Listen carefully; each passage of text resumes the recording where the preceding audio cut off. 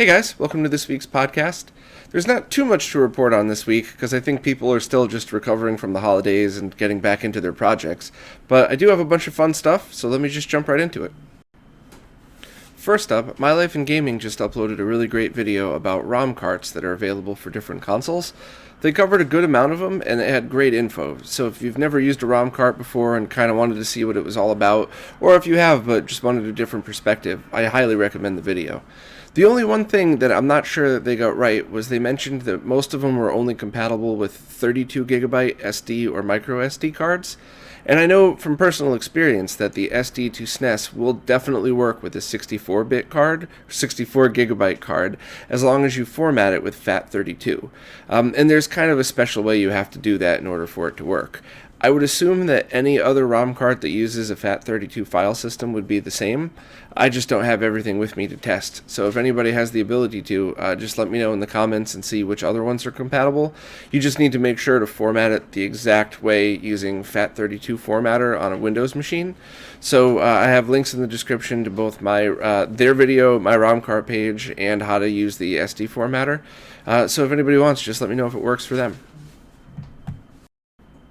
Next, Mario Kart 64 is now available on the Wii U Virtual Console, but in my opinion it's kind of weird timing. I mean, I own a Wii U and I very much enjoy playing Mario Kart 64, but I would never buy that right now. I would wait for the Switch to come out just in a few months.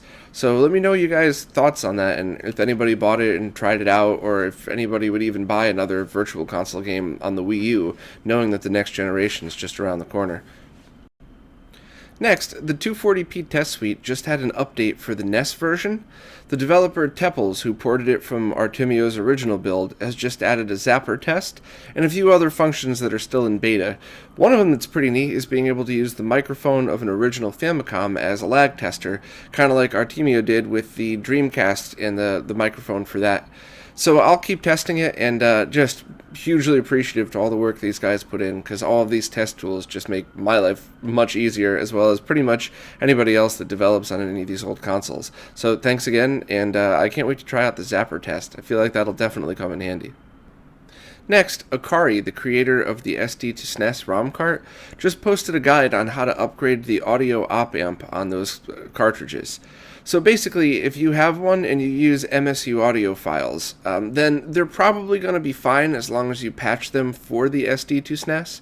But if you play ones that were patched for emulation, or if you want to use the same patches between both, then you might want to upgrade the audio amp just to be a little bit louder. So he has a guide on how to do it, and it doesn't seem too complicated. Me personally, I'm going to leave mine alone. It works fine. I have zero complaints at all about it, but I imagine this would be a lot of help for people that want to use both patches, or if you have a very old version of the SD2SNES and want to update the audio. Super G just announced that his 4:1 component video switch should be for sale soon. That's the one called the Gcompsw that does both composite video and component video, and it's an auto switcher. Right now he has about 10 prototypes that he should put up for sale in January, just to get through the last bit of testing. That way, people could buy the prototypes, test them out, and iron out any last minute bugs, and then they should be up for sale pretty soon after that. He's not 100% sure on the price yet, but as always, he's trying to keep the price as low as possible. So I should have a review of that out soon, and I'll post any info when both the prototypes go on sale as well as the actual production versions. There's another small update to the VeriSNES project. That's that FPGA-based Super Nintendo. So it's just another update video with more features added, but I always really enjoy watching his progress, and I do hope it comes to be an actual product we could buy eventually, because it's looking really promising. Next, Darksoft posted an update about his Neo Geo ROM Cart. He said over 100 games are confirmed working, and he's still working out a few bugs. I guess one of them took over 3 weeks to fix, but he's pretty much there and almost able to post a full video that shows exactly how long each ROM will take to load, and the full version of the menu and how that'll look. So I'm pretty excited. As soon as that's available for pre-order, I will tweet and put on Facebook and let everybody know, and I'll definitely be getting one into test as well. So I'm glad there's finally progress on Neo Geo ROM Carts. We could all start playing those games without spending $1,000 each. This next tip was actually emailed in by Aaron, And he sent me a link to Gcompsw's website that shows that they're now offering a Euro SCART connector as an option. So for a long time, whenever you bought a Framemeister, you could only get it with the JP21 to Framemeister adapter cable, and you would have to buy one from somebody online. Now, for just $8 more, you could actually get it with a Euro SCART option instead of the JP21. So anybody looking to buy one, that's probably the way to go, just because it's easier to get those cables and switches for them and things like that. Also, they're selling them for about $320. So somebody should probably pass that information over to those asshole eBay sellers trying to sell them for $1,000 or more, or some other crazy prices. So hopefully nobody is dumb enough to buy those, and those sellers could just sit on those forever. But it's cool that Gcompsw is listening and actually making stuff that helps us. And who knows, maybe their next generation of upscalers will be able to have all this stuff built in. So thanks for the tip. And lastly, somebody else sent in a great tip. Thanks to Jeremy for letting us know that RetroUSB just posted on their Facebook page that they're AVP. So it's basically like the AVS. They're FPGA-based Nintendo, but portable. So the P stands for portable. That's still in progress, and Brian updated a little bit of what he thought the specs would be. So he's still aiming for around $250. It's going to have a battery that has 8 to 15 hours of playtime, depending on the cart and backlight settings, and that's going to be charged over mini USB. And it should use the same micro switch buttons as his wireless gamepads. And also, the scan lines can be added, but they look a little darker than on the AVS because the pixels are doubled instead of tripled. Also, he posted on his timeline a poll on how many people would pay $250 for the AVP. How many people that would pay that think adjustable turbo is a very important feature. Also, he made a comment on being on too many drugs to figure it out, but he's not just sitting there getting stoned. I believe he actually had another surgery, and he's just kind of recovering. So I'm sure if you send him silly pictures on his Facebook page to make him laugh, now's the time, because he's probably high as hell. Okay, on to the Q&As. A lot of people had actually been asking about the VeriSNES. That's the Super Nintendo FPGA system. And I just want to stress that there is no guarantee that that's ever going to be a product.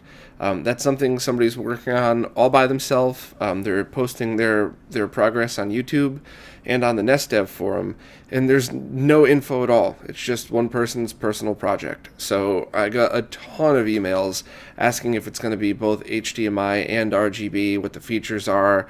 Either 20 people emailed me about it, or it's the same person emailing me from different places, but there's no info on it at all. It's just a personal project. So I want it as badly as you guys do, but I would just be respectful in the fact that it's one person just doing their own thing. And hopefully, if he would like to actually make that a product, I'm sure we'll all step up to the plate and help, regardless of what he needs for it. But I'll post any updates that I find, and if you want to follow the project directly, just follow the link in the description to his YouTube video and to the NESDev page. The guys from HD Retrovision posted in the comments last week. I guess when I announced that their cables coming up this summer might have the sync jitter fix, I got that wrong. It does have the sync jitter fix. So just a very quick rundown of what that is again. These are the cables that go from, at the moment, Super Nintendo and Genesis to component video. I've always recommended them for people with CRTs with component inputs because they look great. But there was an issue with some flat screen TVs where you'd kind of get like a jittery picture on the screen, and they did fix it for the production run that's going to happen this summer. So I guess last week I said, they might be. So what they actually posted in the comments was, we actually did manage to implement a jitter fix for the next production run of the cables. It was a matter of cleaning up the rising edge part of the sync signal, which TVs aren't supposed to trigger off of for standard def content. Everything we've tested so far has worked with a fix. So, awesome news. Glad it's all working better now, and sorry for screwing up the announcement. Thanks, guys. Next, Emmett Turner posted in regards to the discussion about dumping cartridges to ROMs. He said a lot of scene dumping was done with a chip programmer and desoldered ROM chips, especially with hard-to-copy special chip games. That's how most NES and a lot of SNES dumps are made, and it's also how Console Classics dumps their games. Many chips require adapters, but that's easy. That's pretty cool. I've seen the opposite. I've seen the chip programmers that you use if you want to program your own games, but I didn't realize that's how a lot of people actually ripped them from the cartridge to a ROM. So cool, thanks for the info. Next, Brad Kincaid asked if there was any update on the G-SCART Switch Lite, which is a stripped-down version of the G-SCART Switch. So it's still an 8-port auto switch, but there's just one SCART output, no other crazy features. And I talked to Super G on a regular basis, and it looks like it's still on track for a late January release. I don't know if that means that's when the pre-order starts or if they'll actually have any ready, but anytime there's solid info, I'll both post immediately on social media and talk about it in the news. So this is still just us, going back and forth talking. I guess this isn't, official release dates, but basically it looks like it's still on time, and I'll get one in as soon as it's available. Next, Robotic Clone was asking if I knew of any other good retro video game stores. And the ones that I've been going to for a long time were Retro Games Plus out of Connecticut. I had Chris, the owner, on for an interview. Brooklyn Video Games in Brooklyn. I was only there once, but it seemed great. I hope to interview the owner of that store as well soon. But for the most part, I have not had great luck with video game stores, especially in Manhattan. And a lot of it is, in Manhattan, your rent is 20 times more than everywhere else. So, of course, everything in your store has to be more expensive, otherwise you can't make a living. But that doesn't mean I'm going to pay the prices. I was just in a store in the Village a couple days ago that were selling unmodded Atari 2600s for $130 and unmodded SNESs for $150. Not complete in box, not mint condition, just basic run-of-the-mill. You can get them, you can get them on eBay for $50 consoles. So I'll definitely always mention when I go to a place that I really like, but I would just assume that, most places have to make their living off of it, and you're not going to find very many great deals at them, unless it's the ones that we all know, like the two stores I just mentioned. And anytime I go visit one, I'll definitely, just do a quick little video of it and show everybody. I know my friend Justin, aka the Goodwill Hunter, he lives out in Georgia, and he's found a couple of honest places out there that, that are really great. And I think there's one in Denver as well that I know of. I'm sure they're all over the place, but basically I'll always do a quick little video whenever I go to some place that I like, that I think, does a good job and sells, fair prices for consoles and stuff. And lastly, Daniel Blackthey, sorry, I probably screwed that up as usual. He posted in regards to the MSX to SMS games on a Genesis, and he was talking about the different video modes that are available on the video chip that those Sega systems used. And he said Genesis doesn't have video modes 0 to 3, which were used in SG-1000 games and a few Master System games. It only has mode 4, which was used in most Master System games, and mode 5, which was Genesis mode. So I actually had forgotten all about that. I feel kind of dumb for forgetting it, because that's the exact reason why F-16 Fighting Falcon is the only Master System game that won't work on the Genesis through the power base converter. That's that card game that runs on the SG-1000 mode, so that's why it won't work through the power base converter. That's also why ROMs like the original Safari Hunt, the light gun game, won't work through a ROM cart on the Genesis. You'd actually have to use that in the combo games that they sent. So I think it was marksman shooting, trap shooting, Safari Hunt, all in one ROM. So yeah, I completely forgot about that, but thank you for reminding me, and that, it's good info, and it also explains why anybody with a ROM cart wouldn't be able to use certain games on Genesis that they would on a Master System. Okay, up next I have an interview with Qwertymodo. He's one of the guys that's been working on some of the Zelda hacks. I'm sure you've heard his name mentioned both in the interview with Khan and with Retro Dan, on some of the people working on the MSU1 stuff, helping with the audio patches. And his latest thing is that he just kind of updated Zelda Parallel Worlds.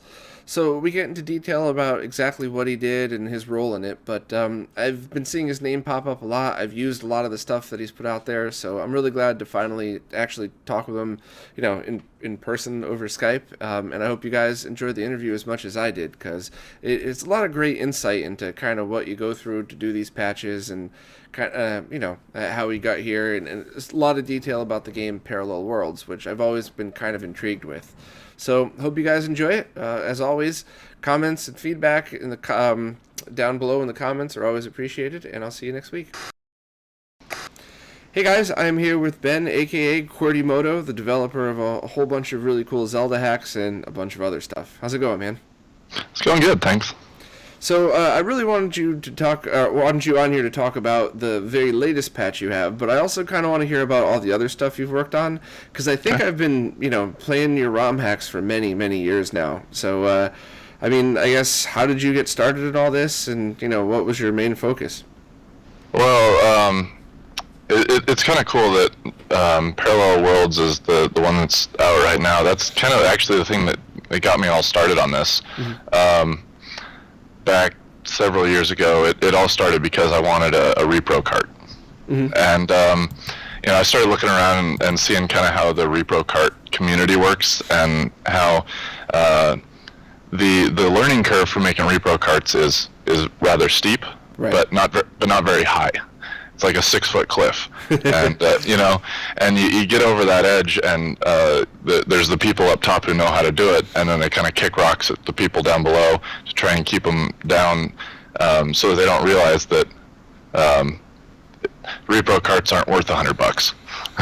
Yeah, I found that for a while, I have to agree, mm-hmm. but lately, I guess what is that, the loudest voice isn't always the majority, or is very, I screw that up, but, you're right, though, a lot of the guys that are trying to push these online would charge an insane amount, but guys like Leon K and SNES Reproductions and stuff. There's definitely guys who are doing quality work. And they've been doing it for a while, and they've never been ripping people off, but they're not the loudest voices, so all these other guys get to trump all over them.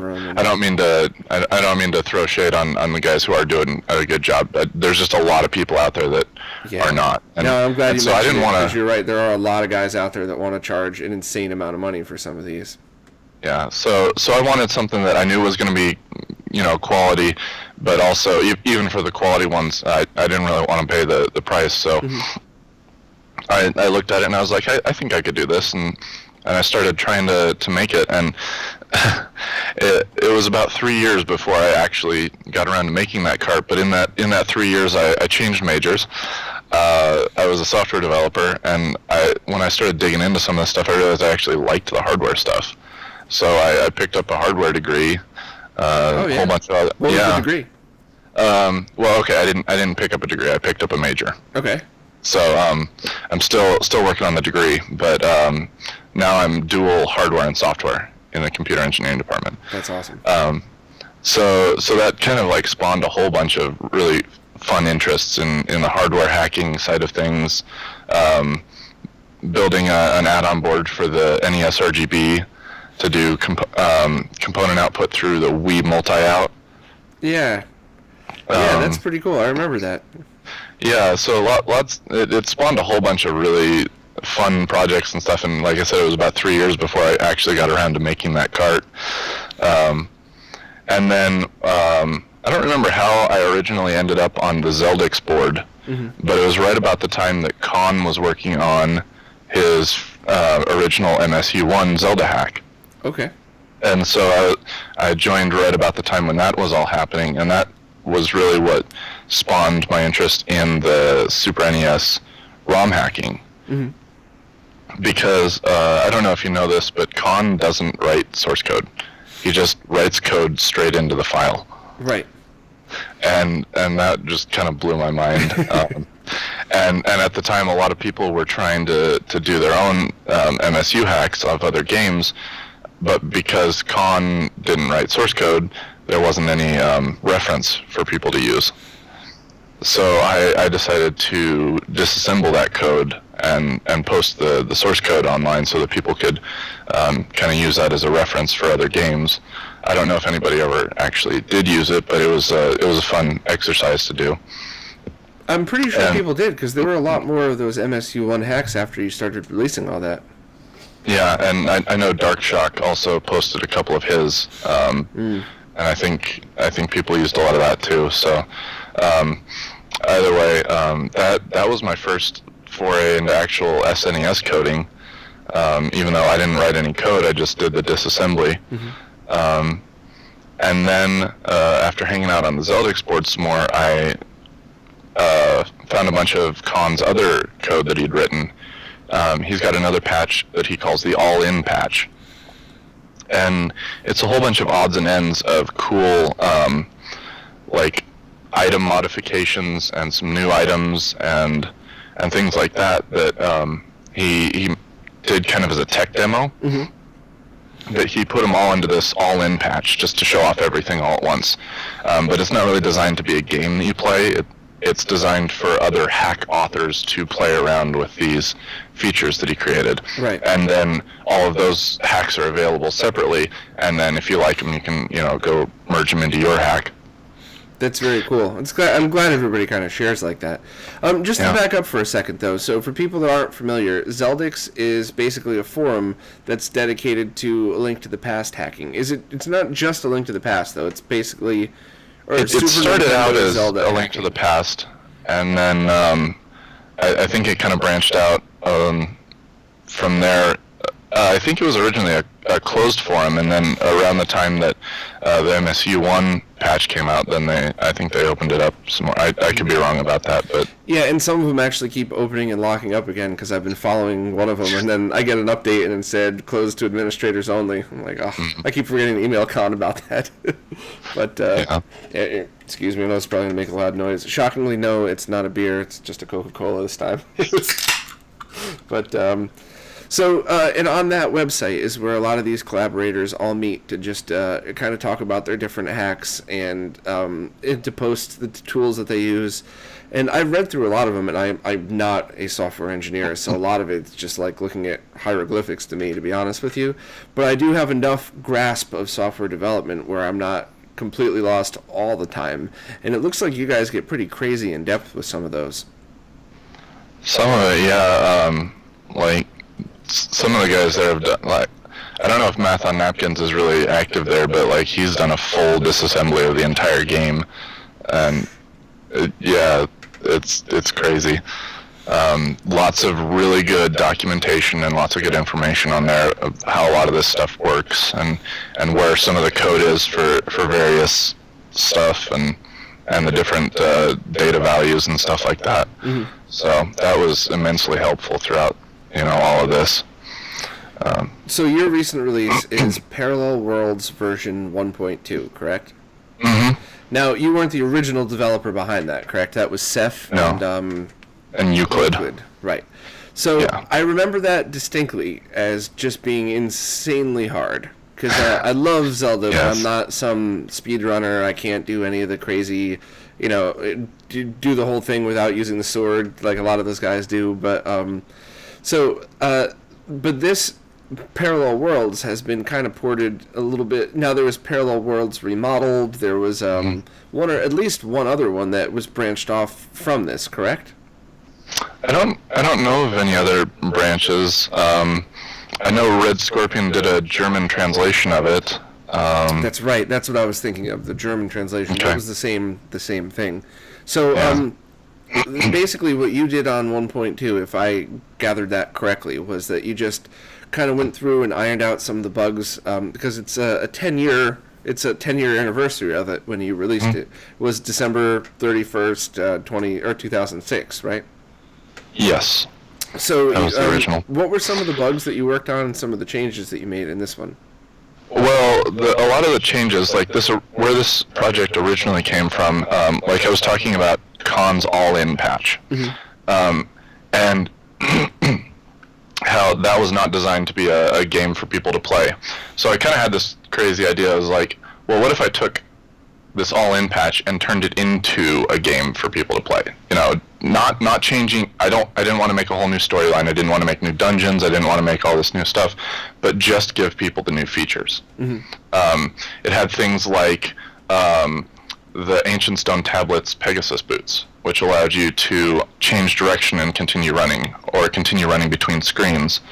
It had the MSU1 audio. It had off the top of my head, I can't remember which ones I kept, but just kind of a whole list of just these little changes that ended up being a lot of fun.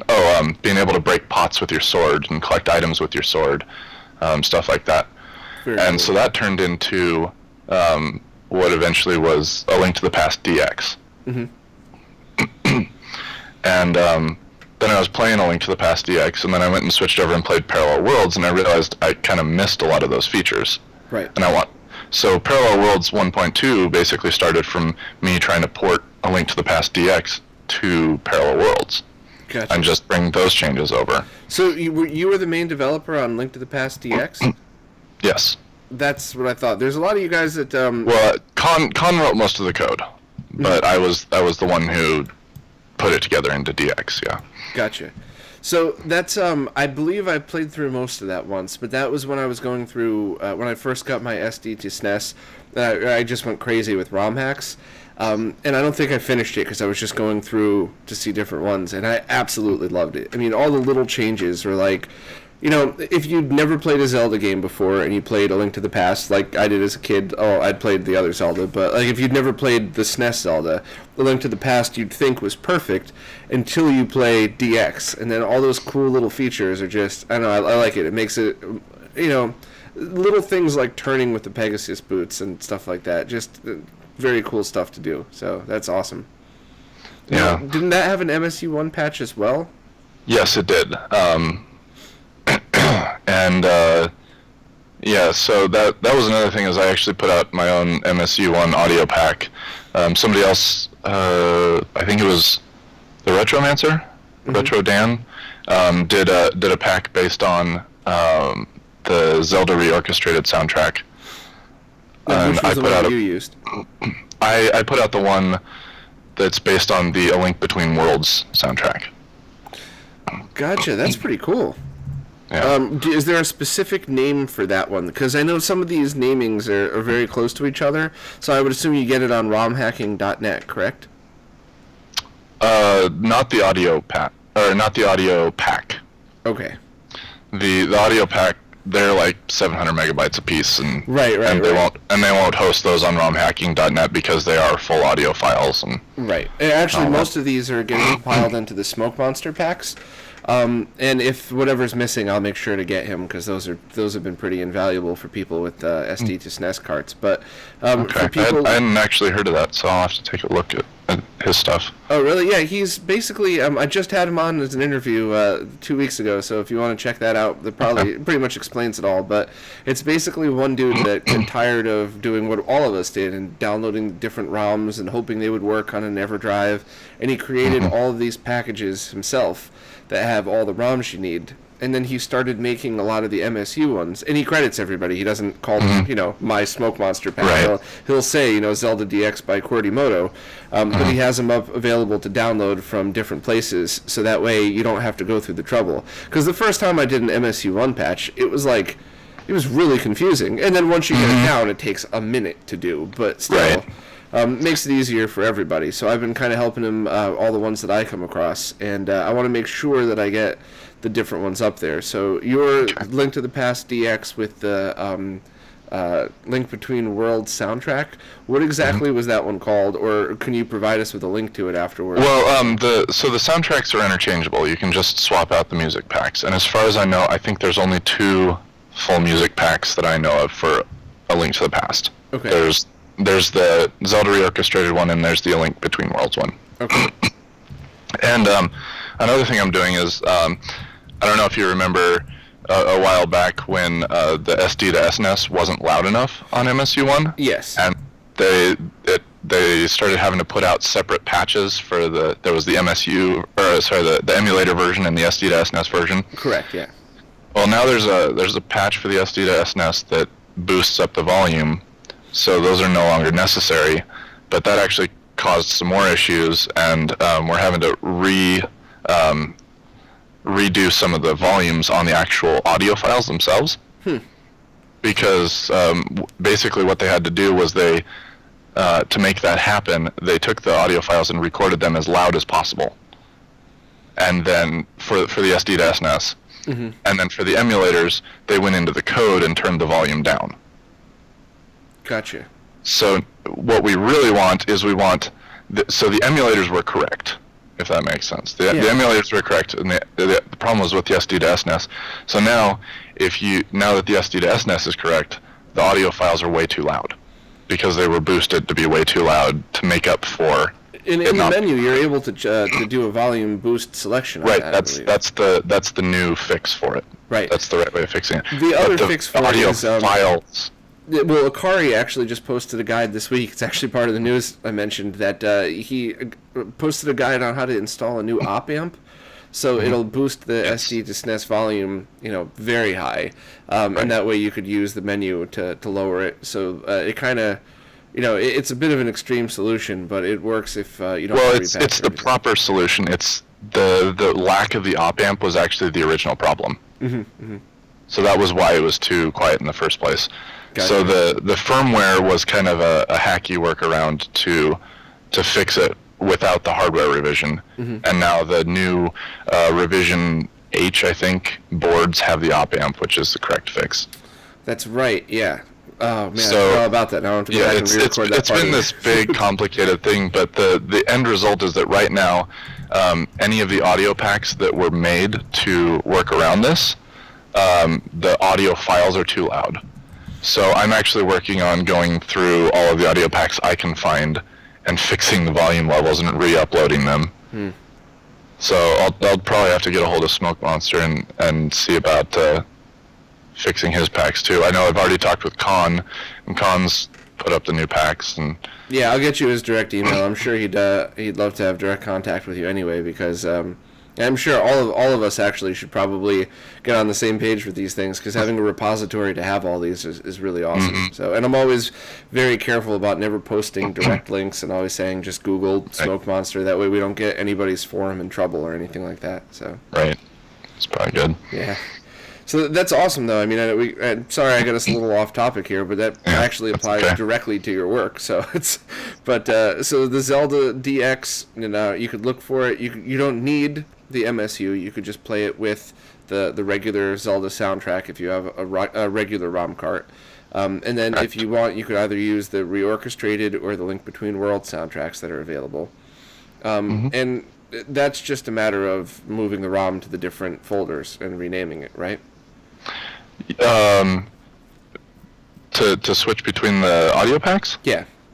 Yeah, it's just a matter of which files do you download. Gotcha. I think I did that too with two different ones that were used, and all I did was, I had folder 1 was orchestrated, and folder 2 was the other one. I think it was like the heavy metal version of a different game. Okay, yeah. And all I did was just drag the ROM and the save file to the different folder, and then start playing from that folder, and I picked up right where I left off with the different music. Thought it was a really cool feature. Yep. And yeah, because I think the SD to SNES just switched to having a saves folder, kind of like SNES 9X does. So yes. if you have multiple ROMs and they're both named the same, they'll both use the same save file. Right. So that the Zelda DX work. So before I derailed our conversation, that's what led you directly to working on the version 1.2 of the Parallel Worlds. Correct. And so originally I was going to call it a fork of Parallel Worlds, because Parallel Worlds was not my own project and it had been around for so long. So I was just going to add these features and call it a day. And then I was looking again at some more of Con's patches, and I found one that I didn't include in Zelda DX, and that was he had a patch to allow the bug catching net, or your level 0 sword, which is when you don't have a sword yet and you just have your bare hands, allowing that to actually stun an enemy. That's pretty cool. And yeah, and that was something that didn't really seem relevant, and I didn't include it in DX. But I thought about it, and I was like, I don't really feel the need for the net to cause a stun, but that level 0 sword was kind of a big deal in Parallel Worlds because of the entire guardhouse dungeon, right, where you go through the entire dungeon without your sword. Right. And that's something that people have hated for a long time, because that dungeon is hard. Yeah. because you go through the first like 2/3 of an entire dungeon without having a sword. And there are soldiers that will see you and chase after you. It's not just the ones that kind of wander around aimlessly. There's the ones that will actually chase you. And the only way to damage anyone in that dungeon is if there happen to be pots that you can pick up and throw at them. Right. Right, so I actually, I just had time last night to just sit down and play for a little while, and I didn't beat the original guardhouse. I'm still on level 1. I didn't get the sword yet. And it's, I don't know, I always go back and forth with games like this, where is it too hard, or is it great that you need to go back and relearn all the patterns of everything and then figure it out as you go? Because a lot of those old NES games were like that, like DuckTales. I always loved that game, Mega Man, and the way you make them replayable is because you don't just sit down and play through the level on the first try. You have to learn all the patterns and do it. And but on the other hand, the original Link to the Past, it varied for each person. Like my cousin Scott and I were both huge fans of that as a kid. We both started playing it at about the same time, and he would go through one dungeon, walk in with 3 hearts and beat the thing, and it would take me 10 tries to beat it, or vice versa on other ones. So the difficulty level was I guess it was for everybody, whereas I would call Parallel Worlds, much more difficult than the original. Yeah, and part of the difficulty in developing it, which I think I talked to Seth, and he mentioned something about this too. But I ran into the same issue where when you're making a hack like this, you're constantly testing the game. So you play the game, you play the same areas over and over and over and over and over again, and you just get them completely down by muscle memory. And so to you, it feels like one difficulty level, and then to somebody else coming in and just playing the game who hasn't played it 600 times to the exact same level, it just completely blows them away because they don't have that. And I ran into that, with my testing, where I got to the end and I'm like, yeah, I think this is good. And then I went back one more time to just try kind of a blind playthrough where I was trying to play casually and not get everything. And I was like, man, still some of this stuff is really rough. And yeah, so my original goal was there were 2 things I didn't want to do. I didn't want to redesign the dungeons, because Puzzle Dude already did that, and I didn't want to try and do that again. I knew I didn't have enough time or focus, or to try and design good dungeons, because then you have to design puzzles. You have to, there's a lot to it that I didn't really want to do. And the other thing I didn't want to do was direct damage modifications. I didn't want to say, okay, I'm just going to cut this enemy's health in half because this enemy's too difficult. That just seemed like the easy way out for making things easier. And also, then that wouldn't be a 1.2 revision. That would be a different game because it's different difficulties and stuff. Yeah. So those were kind of my 2 rules, and I ended up breaking both of them. But I went as far as I could without touching either of those 2 things. And then when I did make those changes, I made them as small as possible, in very, very specific circumstances. And so things like being able to stun enemies in the guardhouse. That's just a gameplay mechanic, but it makes a huge difference in that entire dungeon. It adds a very cool perspective to a game we're all familiar with. Being able to punch an enemy and stun them, it's pretty neat. Yeah, and so you can actually get through that dungeon, because there were some rooms in there where you literally could not get through to the next door without going through an enemy that was going to hit you. And you only had 3 hearts, or possibly 4 if you managed to get the heart container in the church beforehand. But yeah, I mean, you had a limited number of hearts, and there were certain places where you could not avoid damage, even if you were absolutely perfect. And some of that just felt cheap and cruel. And so that was kind of my very, very subjective measuring stick. Was I was trying to deal with the cheapness. I wasn't trying to make it easy, but I was trying to make it not cheap. Gotcha. And I feel like in a lot of it, I think I've succeeded in that. There's still going to be some rough edges. There's still going to be people who probably hate it and think it's still too hard, but Well, if you've watched any of the generally YouTube speaking, it'd be my opinion that if you haven't played A Link to the Past in a while, don't play that first. Then go back and play this, and then you'll probably be a lot better at it. But if you're the type of person who could do a speed run, or you're an expert at that game, you'd probably love this game. It's just the right amount of difficulty for that. I'll play DX all the way through to the end one more time, and then I'll probably revisit this one. Yeah, I mean, you go and you watch YouTube videos of people playing parallel worlds, and they pretty much fall into two categories. There's the categories of the playthroughs with no commentary, and then there's the playthroughs of the commentary that involve a lot of profanity and screaming. Yeah, totally. And so the latter group there, I don't think I'm going to change any minds, but I think for the number of people, like I checked last night, and I think there were over 50,000 downloads of Parallel Worlds on ROMhacking.net, and so there's a lot of people that have played this, and for a lot of them, I was hoping to make it a little more enjoyable, and maybe a little less tearing your hair out. Yeah, well, I'm looking forward to playing it. Is there any basic tips that you could give when you're going through this, other than, you should probably play Link to the Past all the way through before starting it? One thing that I wasn't able to do that would be, I wasn't able to find a way to force you to collect the Cane of Birna. I don't think there is any way to do that, but so you need to collect the Cane of Birna before you go into the Hyrule Castle. Or it's Draeger's castle in this game.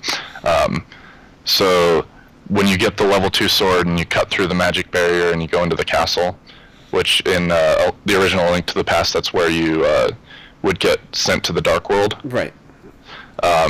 You do not want to end up in the Dark World, or it's the Icy World in this game, without the Cane of Birna. Gotcha. And that's always been the case. And that's not a game-breaking bug, right? It's not like you can't get back from that. Well, the problem is that you can't get back until you've beaten several dungeons, and until you've beaten the parallel tower. Okay. And that's where the difficulty comes, because the parallel tower is very difficult, and the Cane of Birna makes a huge difference in the tower. And so if you don't have the cane at that point, it's going to be very difficult to get through the tower. Gotcha.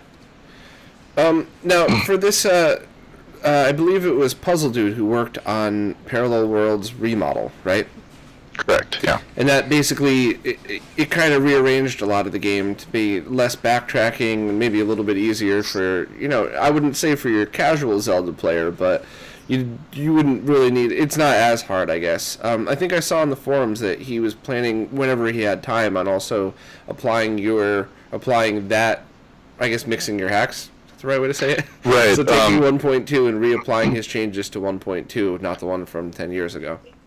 Right, so, yeah, Parallel Remodel should eventually get a 1.2 release as well. There's still a few rough edges on 1.2 that I discovered over the last day or so. Trying for that hard deadline of the 10-year release on December 31st. Hard releases are never fun. For anybody who's ever done software development of any kind, a hard deadline is, there's going to be some issues. So I'm kind of waiting on people to play it and to get the feedback on that. And there might be I don't know what I'm going to call it. I don't know if it'll be a 1.2.1 or maybe just bump it all the way to a 1.3 or something. So there might be, or there will probably be a slight update at some point in the future.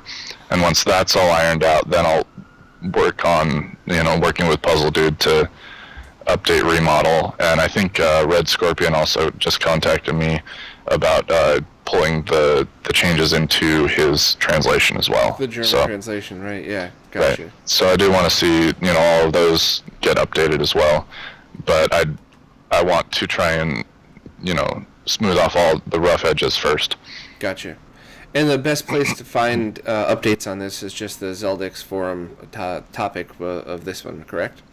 Correct. Yeah, I'll post that's where I've for been everybody posting. in there as well. So. That's where I've been posting, anything as it goes. So I'm gonna leave myself a note so I don't forget to do that. Okay. So now you were also weren't you at least a small part of the Conker's Bad Fur Day project? A little bit. I provided some testing and feedback, and then I did all of the MSU1 audio for it. And by that, other people did the actual music, and then I looped the files and converted them for the MSU pack. Gotcha. Now that was actually one of the topics that I got locked out of on there by accident. Was there? I think they were aiming for a hard release date for that as well. Did they make that for the final update? Like a week ago, it sounded like no, I don't think they were going to make it, and I didn't see anything about a release. So I think they were trying for a 1.1 on the 31st, and I haven't seen that happen. So gotcha. I think at this point it's just it's going to happen when it's going to happen kind of thing. And are these game-breaking bugs that they found, or would you be able to play it without too much issues? Well, the 1.0 release was fully playable as far as I know. I didn't really keep track of what changes were being made in the 1.1, but it was a lot of minor stuff that people found once it went into a wide release, and a lot more people looked at it. Because kind of like what I was talking about with the difficulty thing before, if when you're the one who's making it and you're the one who's sitting there playing it over and over and over through the same things, you tend to fall into the same patterns. Mm-hmm. You know where everything is, so you're gonna. A lot of times you just travel the same routes, and you don't go down the wrong paths, and so a lot of times you don't run into some of the stuff that eventually does get found by new users who have never seen it before, and they do a lot more wandering and trying a lot of things that you wouldn't have thought to try. Right. Yeah, always having a different perspective and a different set of eyes on things usually changes everything in any project that you're working on, really. So that's always It's funny to see. I played through maybe only like 20 minutes of the 1.0 release, and I thought there were a few things that I actually literally laughed out loud for some of the dialogue, so it was pretty cool. Yeah. I enjoyed it. And I guess for anybody that doesn't know that project, Khan talked about it a little bit when I had him on, but basically it's it was based off of the Link to the Past engine, but you play as Conker from and there's just a bunch of craziness in it, right? I mean, how would you describe that, I guess? I've only played about halfway through, but I know originally that started out as it was going to be parallel universes, and it was supposed to be kind of like a spiritual successor to Parallel Worlds. Mm-hmm. And then throughout the process, it eventually morphed into being a Conker game, and then they threw in a whole bunch of pop culture references and fourth wall breaking and stuff like that, and it's a lot of fun, and they definitely did tone down the difficulty level. It's a lot more comparable to the standard Zelda game difficulty. It's not a hard mode patch like Parallel Worlds was. Mm-hmm. In some places it's going to be more difficult than A Link to the Past, but just overall it's definitely meant for a wider audience of people in that regard. And as much of it as I played, I really enjoyed it. And yeah, and it's definitely meant for people that don't offend easy. Yeah, definitely. I mean, yeah. Some crude humor in it. I like it, but I have a twisted sense of humor, so not sure if that's a good judge of it. But so, are you involved in any other Zelda projects? Because on Zeldix there's a ton of ROM hacks, and I'm never really sure which ones to play.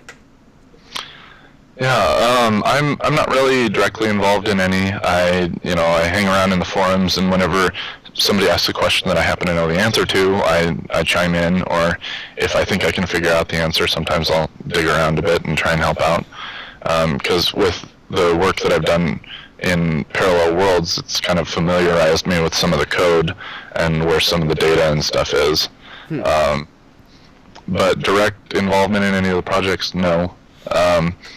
And as far as I know, I don't really know of any other projects that are coming to like a completed state. There's a lot of like works in progress, and I could be wrong about that in terms of there might be some that are ready, but I don't know. I think I saw at least one or two that said that they were complete Zelda hacks for the whole game. But oh yeah, there is the like sub forum of completed hacks. Yeah, I haven't really spent much time in there. I mostly spend time in the discussions on current work. Gotcha. I gotta go back and see which ones are worth playing, which ones are unfinished. Because I did that for a while when I had more free time with the Super Metroid patches. So I was actually able to go through and play a lot of different fan hacks, and some of them were great, but it was very linear. So you just one to the next to the next to the next. It was fun and everything. Others were insanely hard but beatable. And then some were just not beatable without save states. And those were the ones that frustrated me the most because, I would get... Well, the ones that were so insanely hard, you'd know within 10 minutes, and I just wouldn't play them. But some of the ones that were designed around save states, you'd get 2 hours into it and then realize you couldn't beat it on real hardware. I'd start to get really pissed because I just threw away 2 hours I could have been playing something else. So I wish there was like a good guide on that, Yeah, the whole save states thing, like that was another, like with Parallel Worlds, there were a lot of spots in there that feel like they were designed around save states, and that was one of my goals, was that the game should, still be hard, but it should be beatable without save states. So, gotcha. I did my YouTube Twitch playthrough that I did. I was trying for a no death, no cheats, no save states run, and I got no deaths except for one of my segments with I think it was Din's Catacombs that I was actually babysitting that day, and so I had a 3-year-old running around and kind of distracting me, and so I died a couple of times in that one, but they were all totally like avoidable deaths. It was definitely I was distracted and got hit. It wasn't anything that was unavoidable. So I feel like I feel like I succeeded in that one as well, because I didn't want it to be without any save states or anything. Correct. Yeah. No save states, just normal saves, and other than those couple of deaths, I did it without dying too. So that's pretty cool. What now? I saw on your YouTube channel you did the full playthrough, and it was about 6 hours to go through the whole game. I think it was a little more than that. I think I did it in 12 segments. I feel like each of the segments was about an hour. Oh, that's right. I'm sorry. So yeah, it's about a 12-hour completion. Yeah. And that's for somebody who's an expert at the game. Yeah, and also it's a 100% playthrough, so... Oh, okay. Although, with this game, you pretty much end up getting to 100% if you want to beat it, because you got to go out and collect all of the heart pieces. Gotcha. Because the bosses don't give you heart containers like they do in the other games. You get all the hearts by finding them. Right, I just gotta leave myself a note. I should put a link to your playthroughs in those, because that, for anybody who's stuck at a part, that you'd be able to kind of scroll through and find out what you did in order to beat it. So yeah, and I've been working on a website with maps and a walkthrough and stuff. Been working on that longer than the game itself, since like 2012. Oh wow, really? I think so. Yeah, it's been kind of slow going, because originally I wasn't able to use like Hyrule Magic or anything like that for the maps. Mm-hmm. So I literally had to make the maps manually with screenshots and then stitching them all together. The old school way. Yeah, and so that was a lot of work. So the website is still a work in progress. Now that the patch is that out, available for the public though, even though it's a work in progress? It's zelda.qwertymodo.com. I'm gonna write that down. zelda.qwertymodo.com. And don't use the download link for the game on there. That's not been updated for 1.2. So romhacking.net for the actual patch. Yeah, romhacking.net, and then for MSU1, I should have everything over to Smoke Monster by the end of the week, so that's probably the easiest way for people to download that. Okay. Now you mentioned something. I should mention something real quick. For Parallel Worlds, it does use three extra tracks that are not in the Link to the Past pack. So go to the Zeldix topic, and there's a link for that one. And so don't use a Link to the Past pack for Parallel Worlds, because it'll be missing those 3 tracks. Gotcha. Gotcha. Yeah. So you mentioned, what was that thing that you just mentioned that made, when you were talking about the maps, the Hyrule, Hyrule Magic is an editor for the Link to the Past game. Mm-hmm. So you can open it up and you can edit the dungeons, you can move enemies around, and basically that's like the tool that everybody has used for making these Link to the Past hacks. But that's the modern tool. So when Ceph and Euclid first made this, that didn't exist, right? No, I'm pretty sure it did. Oh, okay. It's the problem with Hyrule Magic is that it's very buggy, and it's very easy to make a mistake that will completely trash your ROM, and now you have to start over. And it's closed source, so nobody can fix it. So there's been some people that have, started to make their own editors, but for the most part, Hyrule Magic is still the main editor in use for people who don't want to, manually do everything by hand. Gotcha. So. Cool. Well, this was a lot of fun. I learned a lot about this different Zelda hacks, and I'm always really interested in stuff like this. Is there anything I missed? Anything I forgot to talk about, you think? No, all the Zelda stuff. Chrono Trigger's coming up. That'll be a fun one. Oh yeah, weren't you working on that project as well? I am. That was part of the reason why I ended up working to the very last minute on Parallel Worlds, because I kind of procrastinated on Parallel Worlds and started working on Chrono Trigger instead. But trying to bring the motion or the FMV anime videos into the Super NES Chrono Trigger. Oh, that's awesome. That was one of the first tech demos that was ever done for the original prototype of the MSU one. Mm-hmm. But it was only the intro video. I think it was SMK Dan that did that one. Mm-hmm. And all he did was just the intro video, not all of the in-game cutscenes. And kind of since then, everybody's been like, man, I wish somebody would finish that hack. So this is basically the Chrono Trigger game with MSU1 audio and the cutscenes put in. Yes. Is the game itself really hacked or edited at all, other than adding those features? Nope. I haven't made any other changes to it, and I don't plan to. Eventually, I've got it all in like a source code form, which will make it so that if any other projects want to use it, mm-hmm. they would be able to. Like people have done like retranslations, right? Yeah, and things like that they could merge their patches in. It won't just work as is, because I did have to go into the actual game script. Like the game has an event scripting engine, mm-hmm. and so I had to insert these videos as events into the event script. So if anybody else has made any changes to the event script, like for text changes and stuff like that, you can't just apply one patch and then apply the other patch. They'll right over top of each other. Gotcha. So basically the people who did the retranslations will have to take yours and start again with that then. Yeah, well, they wouldn't have to start entirely again. What I'll do is I'll actually split my patch into two halves.